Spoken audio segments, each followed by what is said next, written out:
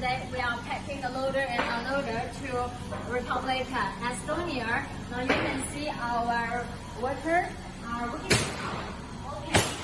Today I want to introduce the semi-auto stencil printer.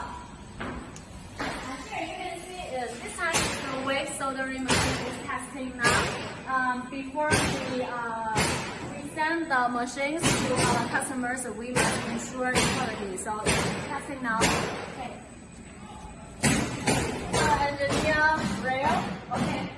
Thank you. Then I want to show you this is our semi-automatic stencil printer, and this is our P12 model.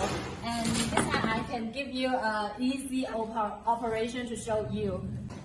Okay, here you can see this is the PCB board, and you can put here, and this is our stencil, and I don't know, this side, and if you enter the button, and it will start, and our printing head will doing, and then I can show you this.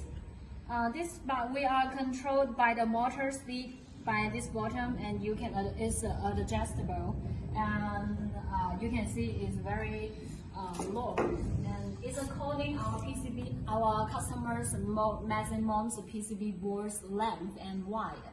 And okay, today's sharing is finished. Thank you.